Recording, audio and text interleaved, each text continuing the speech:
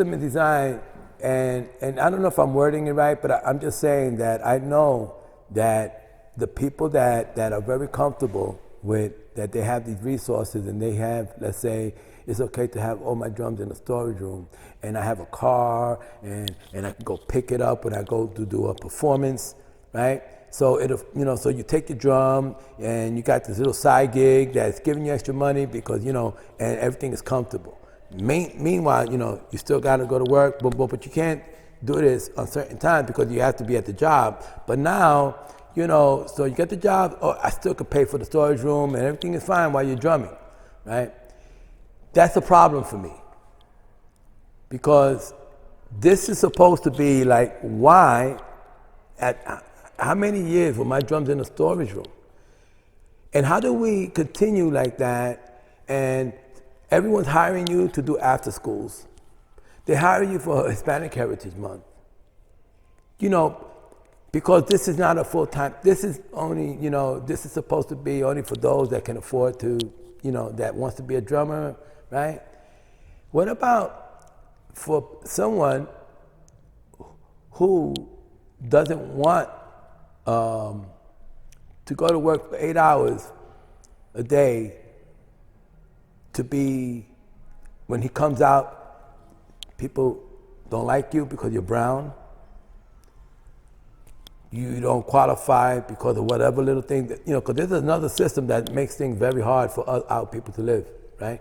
So the cost is high, so you got to work maybe 2 jobs to pay that rent because that's okay for everything to go up, right? But there is nothing, there's no foundation how to keep your drums in a building all day, where people can come to you, come take a class.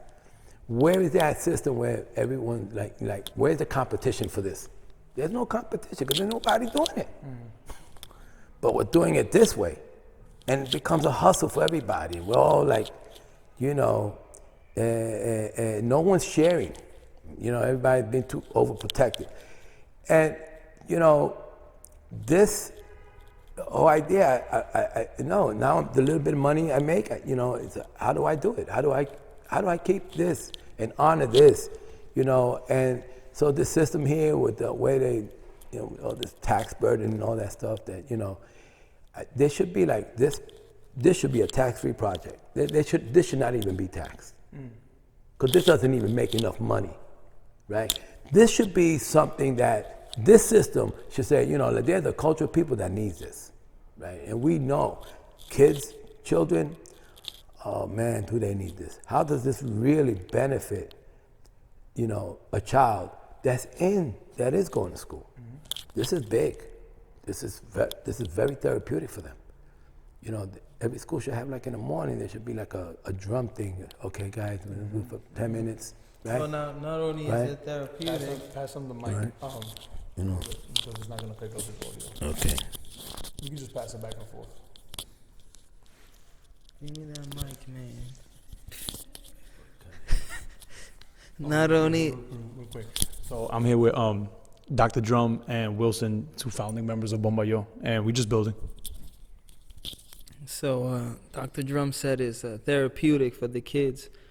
I remember when I was a kid, I didn't know, I don't think I understood, I probably heard the word therapeutic, but I didn't know that was what it was giving me, right? I also didn't know it was giving me confidence, right? I didn't know that I was practicing discipline, that I was building strength, that I was gaining communication skills,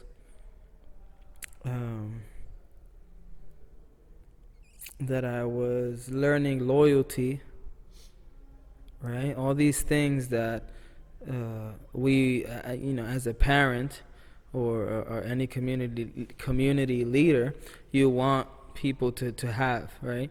As good human beings. Those are all things that we wish everyone had, right? Respect, all these things that the drum taught me, right? But as a kid, you don't understand that.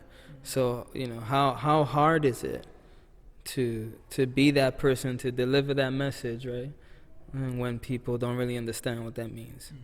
So, you know, BombaYo was a very special and unique time where a group of young kids, even while not understanding what that really meant, we went with that feeling, with that vibe, and we trusted it, right?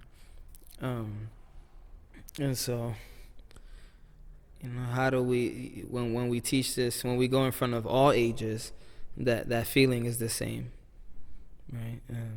So it became more clear that this was super important for not just Puerto Ricans, but for everyone, right? To how important it really is to know who you are, so that you can live, you know, so you can build a character that allows you to walk this world comfortably, right? One of the things that I had felt after the performance at the Pelham Arts Center, and I had called you after that, or the day after, or a couple of days after, was the day after that performance when I recorded the audio. I put the audio on my phone and I was listening to that on my way to work, and what I felt was a sense of protection. We talking about this being therapeutic. We talking about this being healing. I was just talking to her about it being healing. It is all those things, but this was the first time that I had heard a music that I felt protected by, and it was a unique feeling. And I had spoken to him about that the other or a couple of days after that, just to get his thoughts. But what are your thoughts on that? On this music being protective? Where does that come from?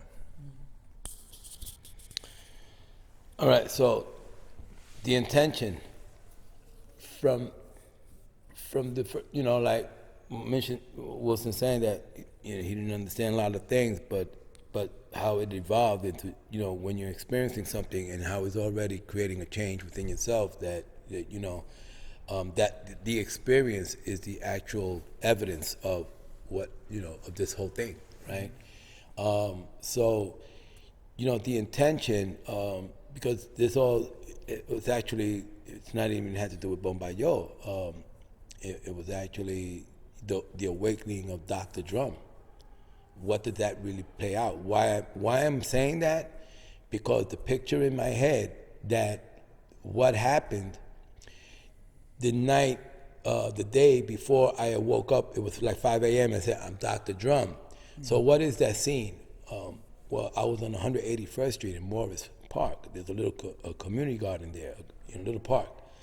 And it was during the summer that I you know, like I had just started working in PS 279 as a supervising school aide in September of 1999. And then here comes the summer, and I didn't know that you had to fill out this application to get the summer work. So since I didn't fill out the application, so I'm off for the summer. I didn't work. I didn't do no extra time. So I remember it was hot, and I seen these kids in 181st Street, you know, and these were the kids some of these kids were the kids that were in the lunchroom when I played congas in the lunchroom. So I took these congas in a shopping cart and I put them on, boom, boom, and I went around the corner, and I wind up spending the whole summer every day drumming in that park. And so, you know, when you see all these kids, you know, and I'm over here, you know, 1, 2, and 3, and 4, 1, you know, and it was like, and then I go home and I'm coloring in with a marker, you know, because I had no money. I'm just being creative, and I'm making all these symbols, you know, with a marker, and buying this sticker paper, you know, like what you call that? It's like when you put a plastic over. Tracing paper? Like, no, not tracing. Like laminating, right. So I would buy it from these 99-cent stores, the roll of laminating paper. So here I am getting, you know, making all these symbols. And so that's when I realized that what was behind that. Why was I coming every day, drumming with these kids? And I realized that as a child, this is what I wanted to do, that I never got to do.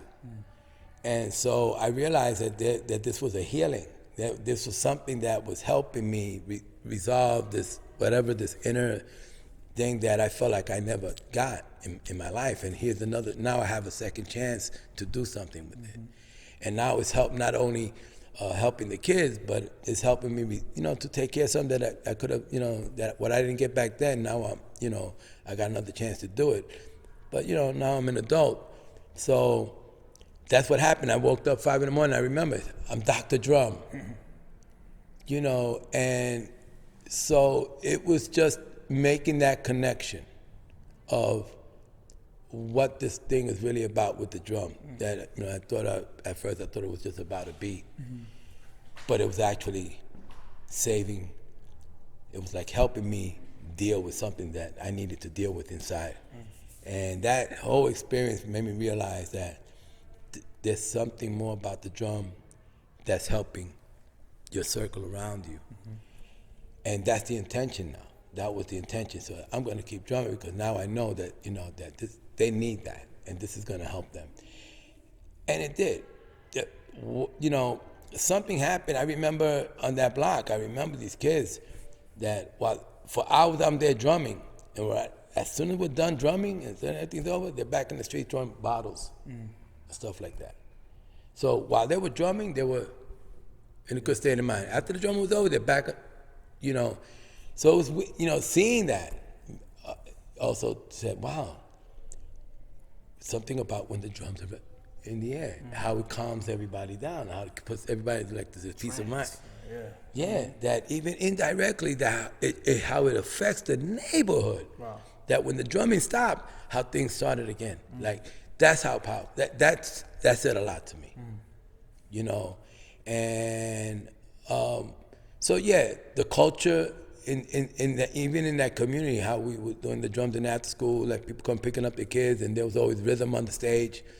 It was just something in the air, and it was impacting everybody.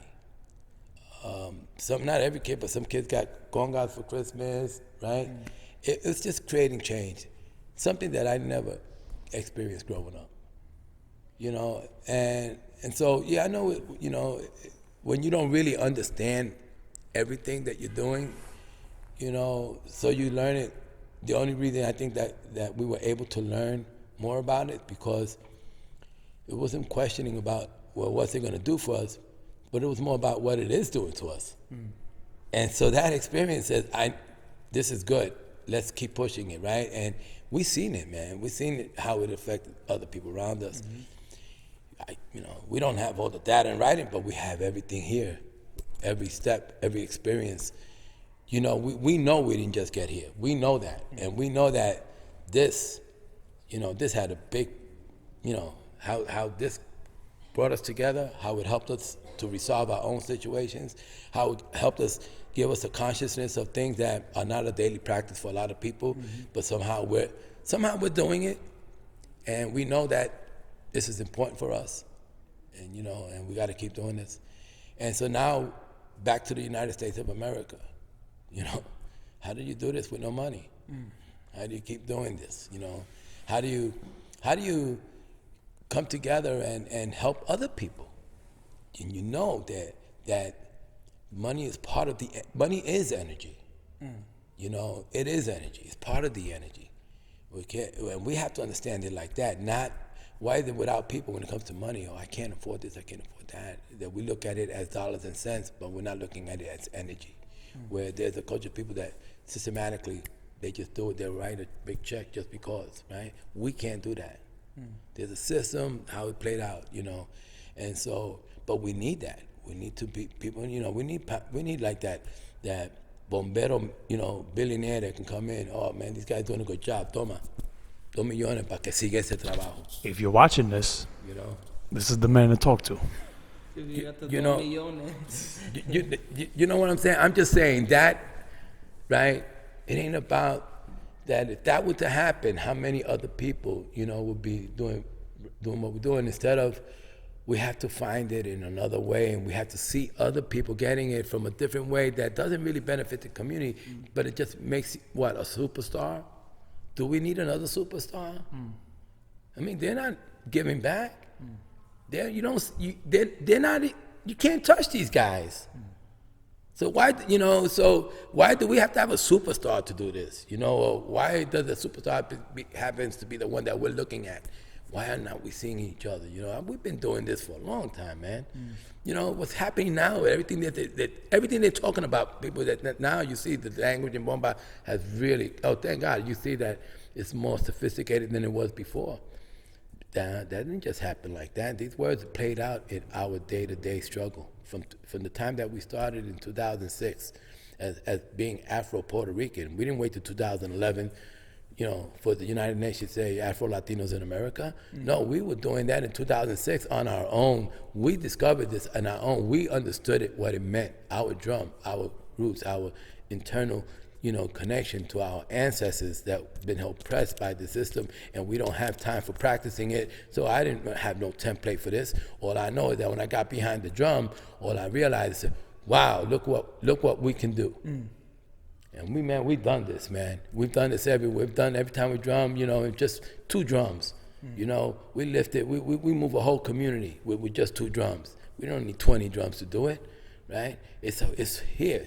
Here, what we did, how we got here, was not through being the best drummers, the best singers. No, matter of fact, I think it's contrary. Probably people say, hey, right? No, but how?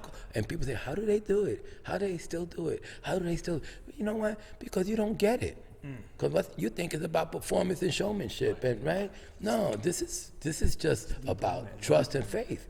We practice trust. I practice faith. You want to down me, you're down in yourself, because what I'm doing is about my ancestors.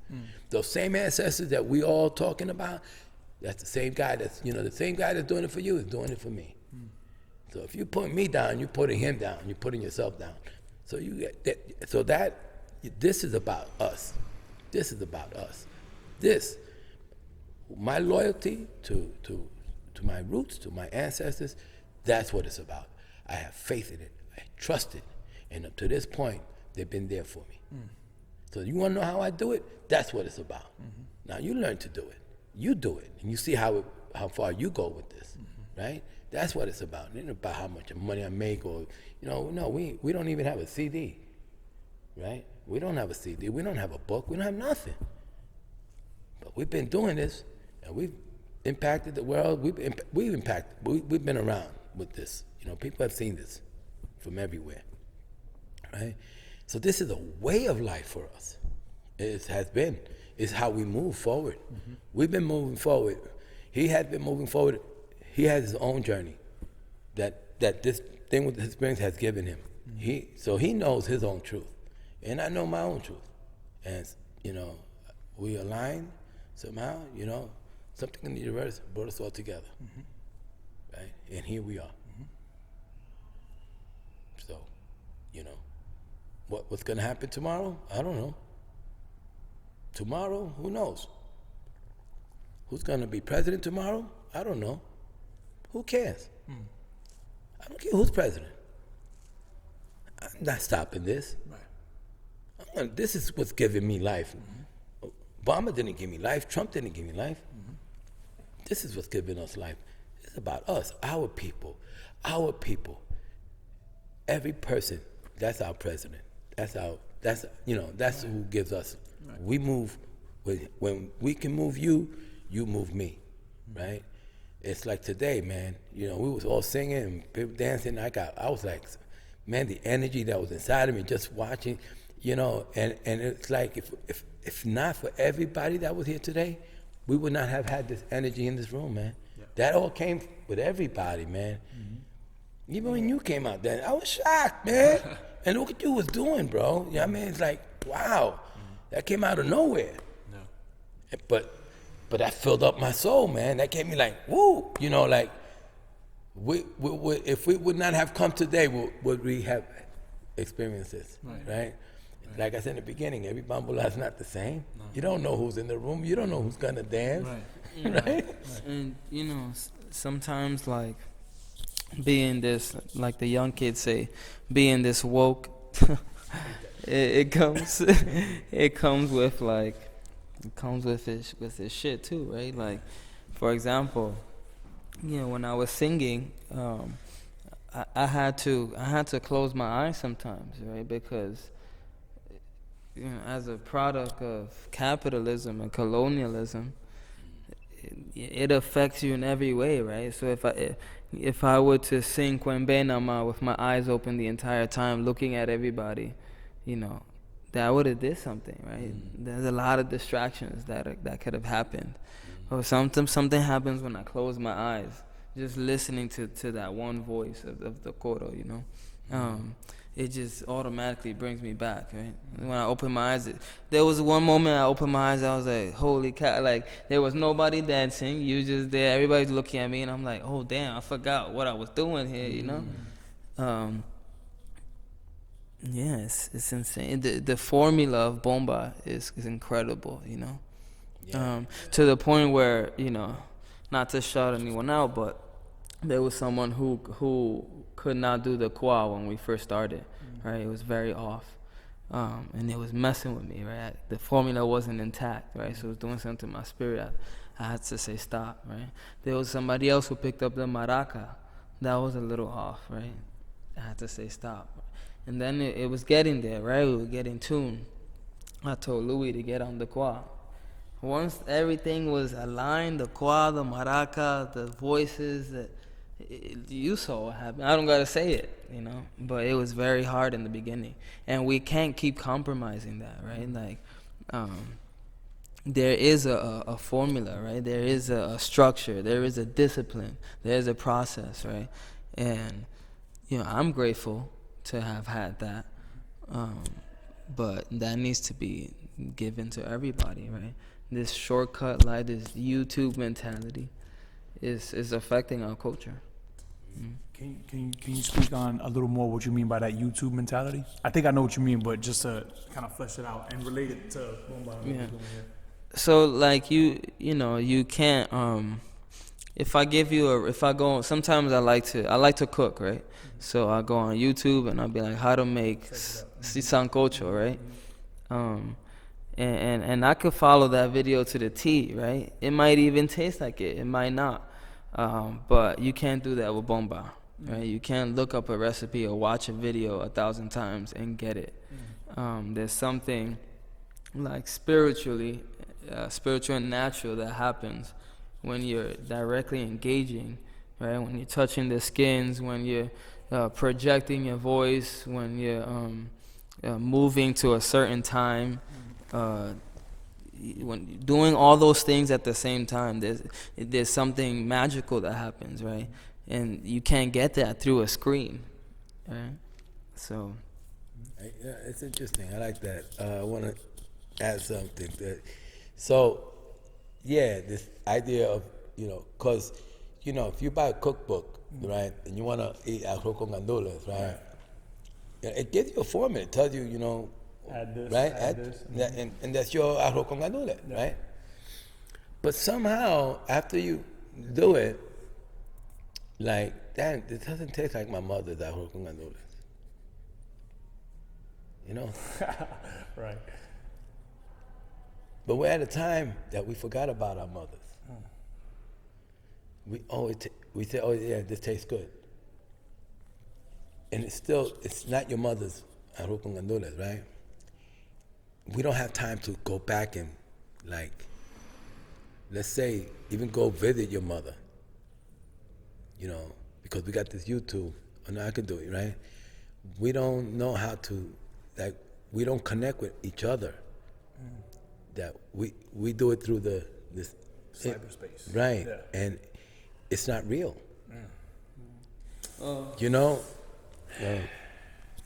That reminds me of what I was talking about with my coworkers. I forgot how it happened. I was in a room full of Italian women, right?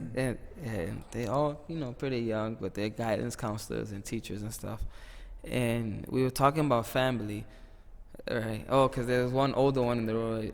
She's always telling everybody in there, "Where's the kids? Where's the kids?" Oh, she wants to be everybody's grandma, right? So she was saying, "Where's your kids?" And I was telling her, I was like, you guys are funny. Like, y'all talk about things, but y'all don't talk. There's no context when y'all. I'm like, you don't see that there's a huge change in family within the last 10, 15 years. You know, like, ain't nobody having kids out here. You telling me to have kids. I'm like, I'm 26. By 26, my parents, they already had, 2, 3 kids, right? I said that because there was no push for education. Right? There was a huge push for family back in the days, right? Like, especially at a very young age. That we weren't big on education. Why? Because we was busy accepting the government's help, right? It was so easy to live without that education, right? It's just now where my generation is valuing education as much as our parents valued family, right? So where's the value in family, right?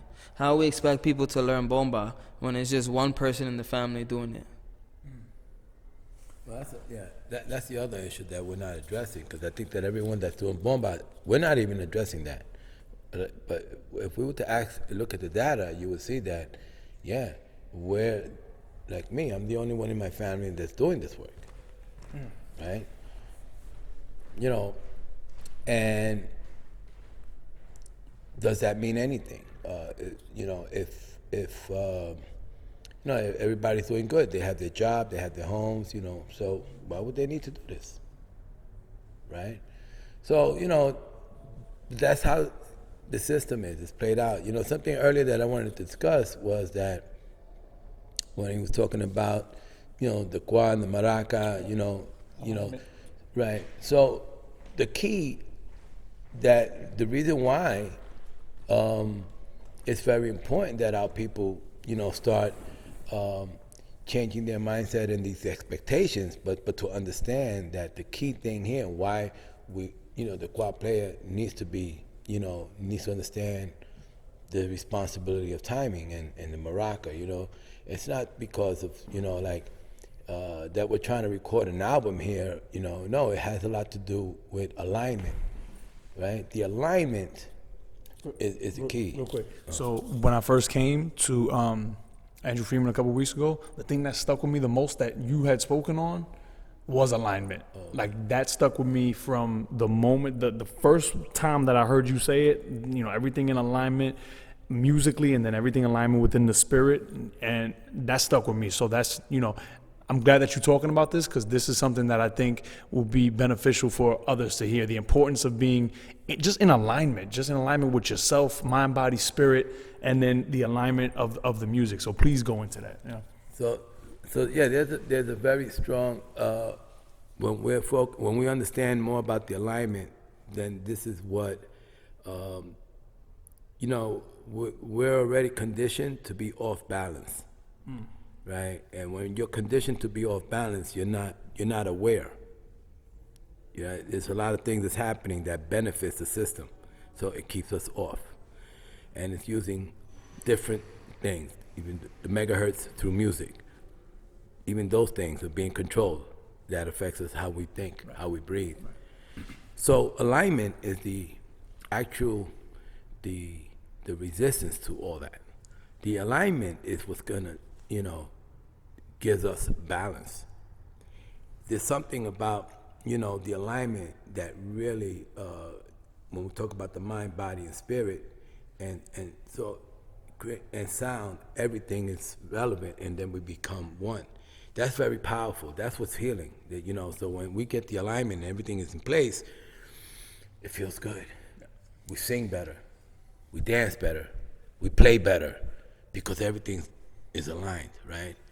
If people are not disciplined and don't understand what that means they're comfortable in their state of mind, and that norm is really what keeps us, where we at.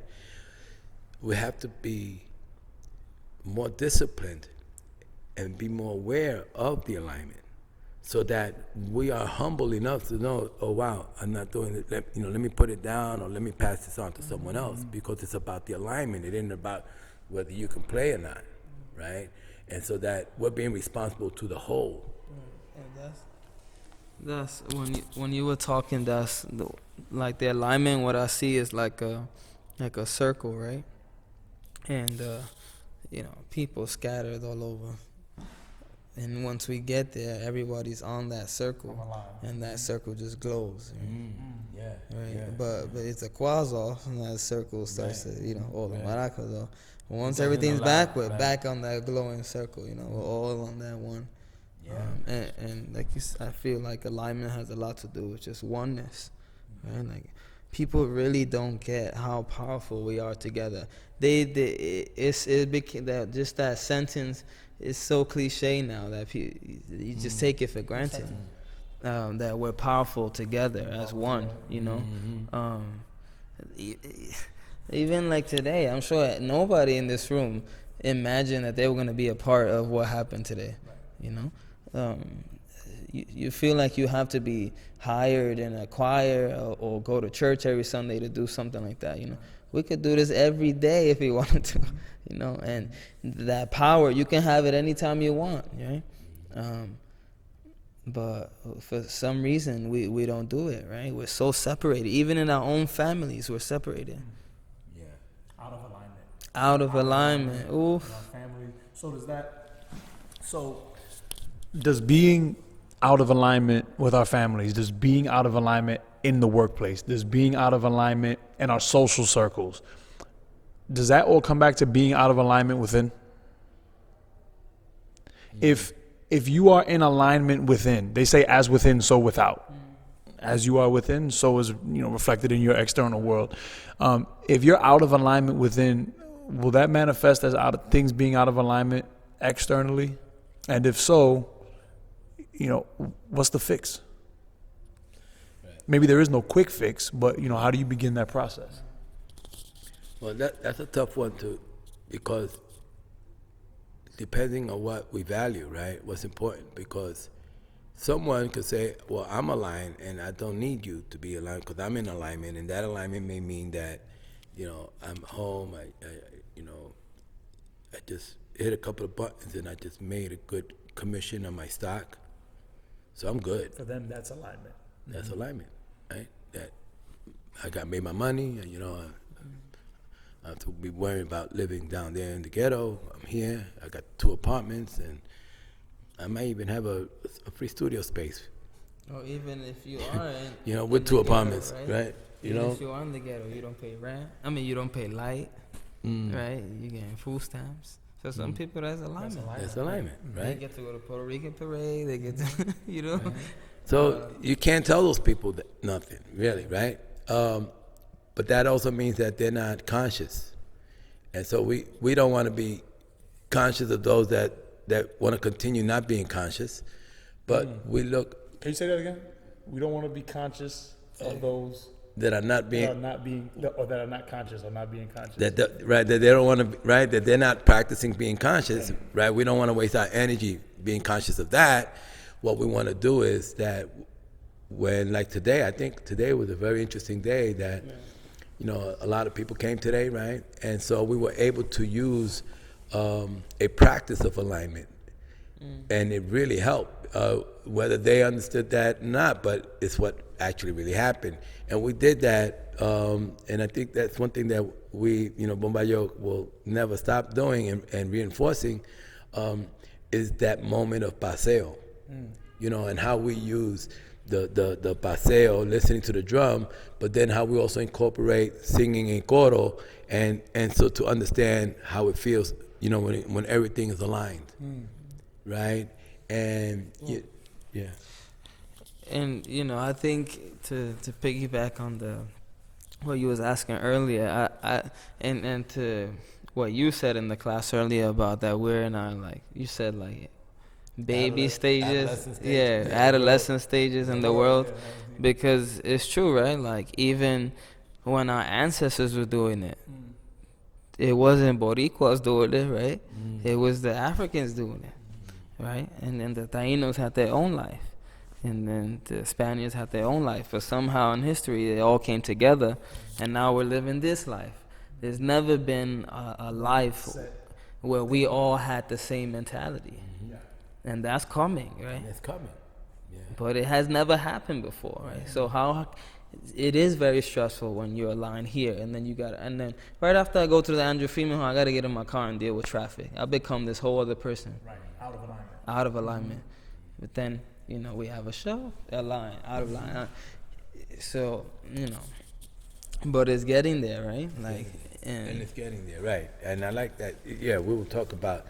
I know that there's a lot of high, sophisticated technology. People, rocket ships going to into Going space, up and landing back where they launched from and everything. And Shout we out to got Elon. the YouTube. We got this. You got Apple. You got the iPhone upgrading every year.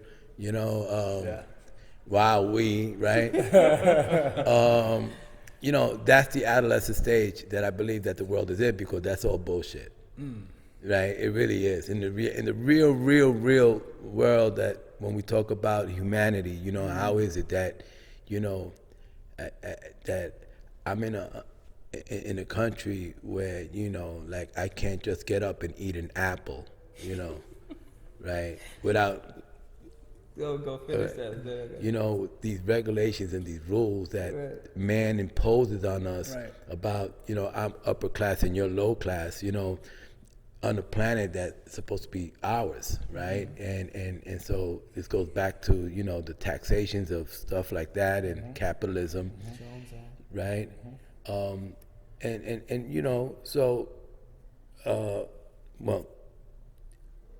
it looks like Wilson wants to say something, and I know when you gotta say something, you gotta say it. So here. No, it's just like I think about that all the time. Like, I imagine a world with our leaders and what they would have done with that responsibility, and what these people did with that responsibility.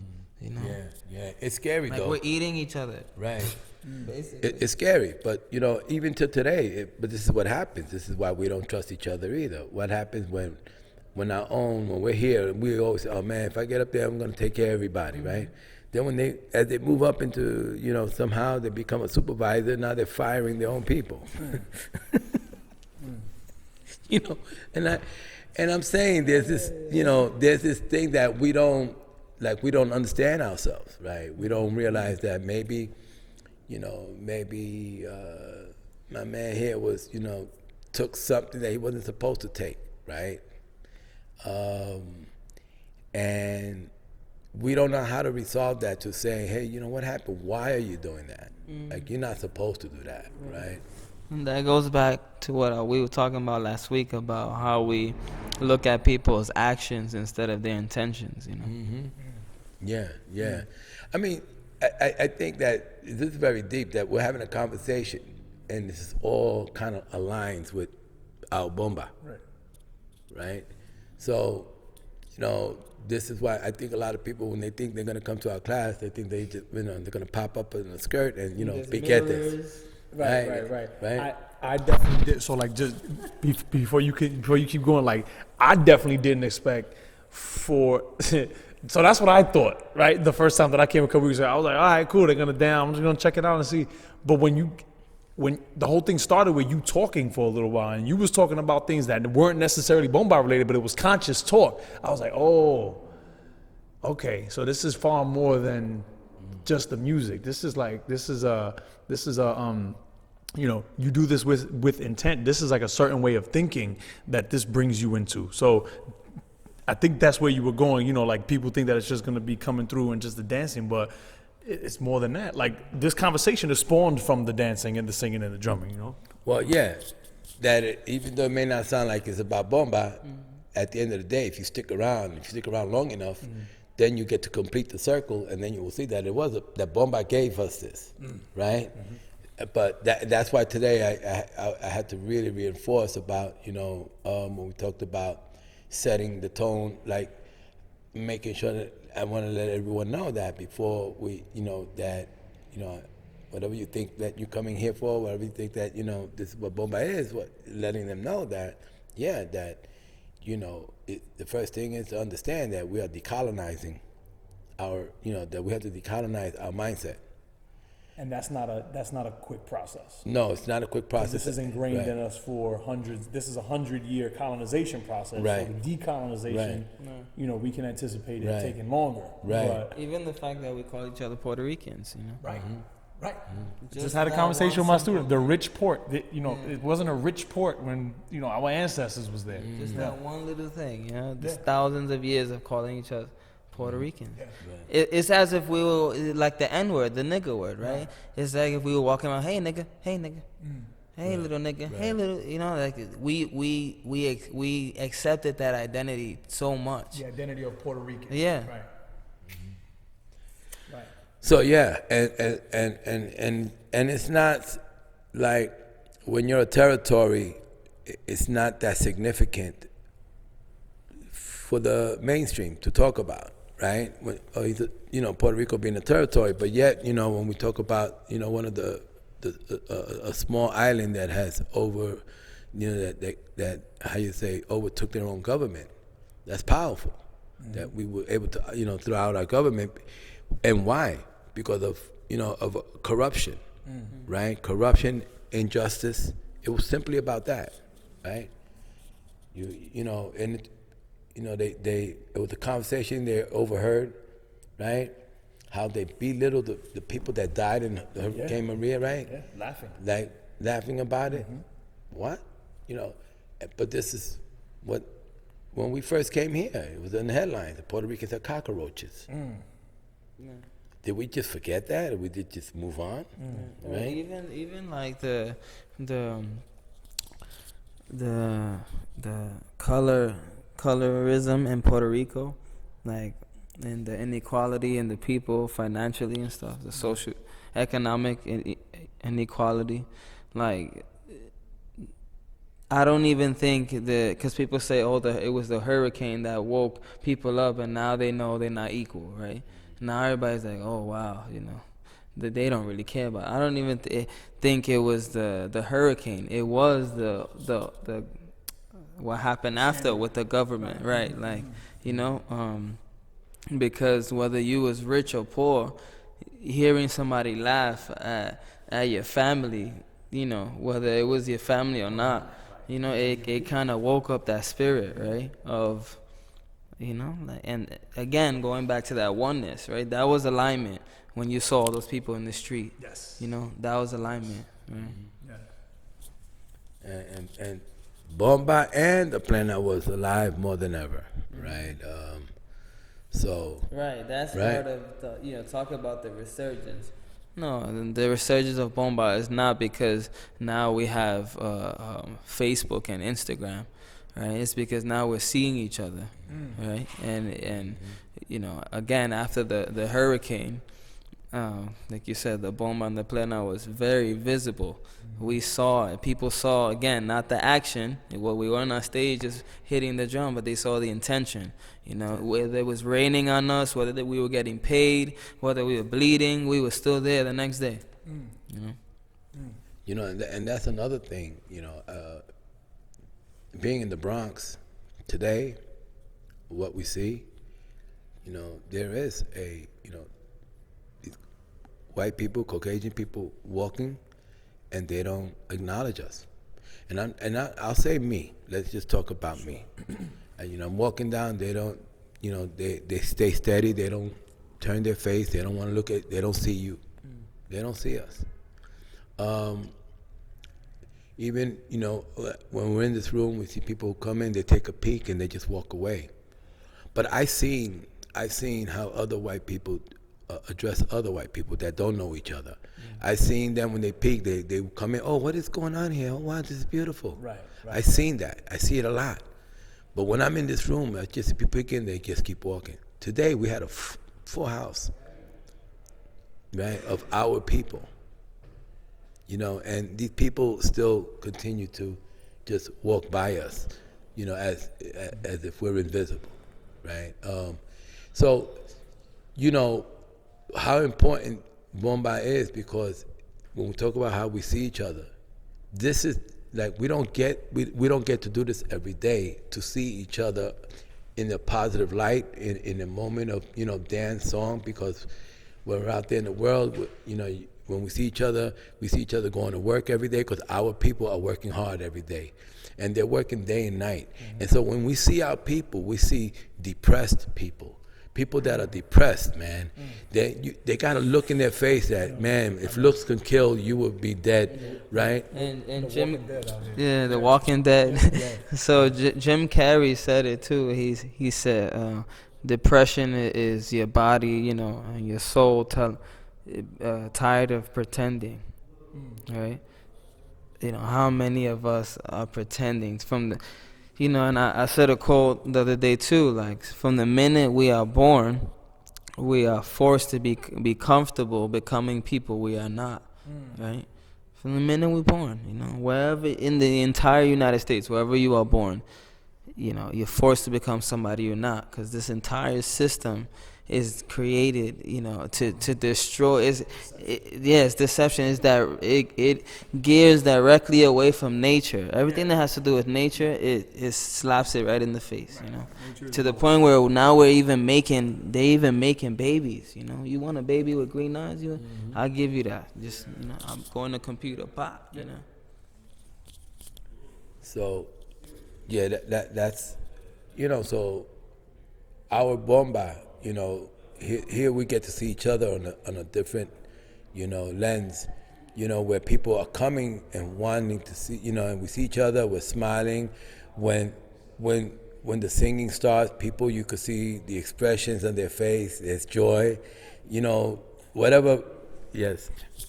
Real quick, there was a gentleman there that had his baby strapped to his chest, and one would think that in an enclosed space like this, the amount of quote unquote what they call noise, it would wake the baby up. Baby was asleep. Baby was out.